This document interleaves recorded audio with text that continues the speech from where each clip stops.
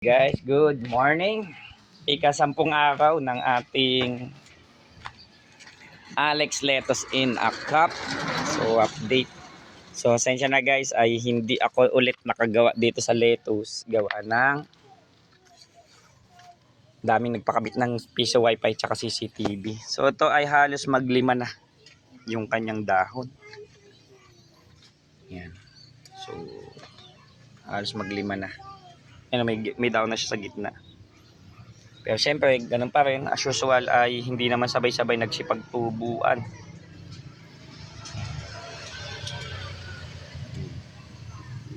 So ayusin ko pa to one of these days. This week. Gawa kasi ng marami lang akong gawa. Okay, para maiano na siya. And then, ito, tataniman ko ng bago. Ito talaga wala na, sumibol to.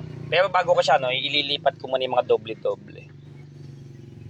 No, para at least malagyan. Tapos yung basag na crop, hindi na lang mga gagamit. Okay, so ganito na siya. Kaganda.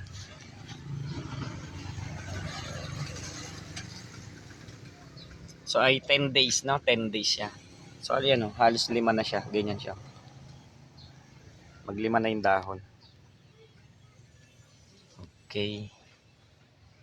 So dalawang variety to, Junction and Olmeti. So wala tayong magagawa. Waiting pa ako ng pagkakataon na makapag laan ng time. Para magawa ko na rin to. Kasi pag nagawa ko na to, tapos nakagawa na din yung wife ko ng tawag dyan, ng patungan. Ayan, iaano na natin siya dito. Lalagyan na natin siya. So, punuin natin. Ayusin ko din tong greenhouse na to. So, 5 dito, 5 doon, 10 ay 150. 5 nga yan. 15 kasi isang laman nito ay 15. So, sinang kailangan kong bunuin. Sana this week, matapos natin siya para monitor na lang tayo. Okay. Ganda ng laki. So yun guys ay hindi na dinidiligan, no. So pakita ko lang sa inyo kung bakit di na siya dinidiligan. Ay may tubig na sa ilalim. So automatic na yan na sinisip-sip dito sa ilalim. May nutrient na din yan, ay solution na yan. May vitamins na siya sa ilalim. Ganon siya. Tawag dyan is Kratky method. At hindi siya basta-basta naiinitan na kagaya sa NFT. Pag uminit yung plastic na kasi downspout, ay iinit din yung tubig, naluluto yung ugat. Dito hindi kasi heat conductor tong styro, so hindi siya insulated yan, hindi yan tinatablan ng init. So sa mga gantong panahon, wala na masyado nagtatanim ng lettuce maliban lang sa mga nakakaratki. Mahirap makabuhay ng lettuce dahil sa sobrang init. Yan, mahal ang value ngayon ng lettuce pag ganito. Pero sa atin, hindi tayo sumusuko. We will try na palakihin, pagandahin ang lettuce na ganito. Okay. Ayun. So sana ay magtagumpay itong tanim natin. Ito. So yan. So hindi sabay-sabay. Sa iba late bloomer. Anyway, sana ay man natin. Pero makakapagtanim na ako mamaya, tingin. Kasi gawa ng may sprayer na ako, bumili ako ng bagong sprayer. Kasi kaya hindi ako makapagtanim, nasira yung sprayer, kaya nasugat ako nung nakaraan last week.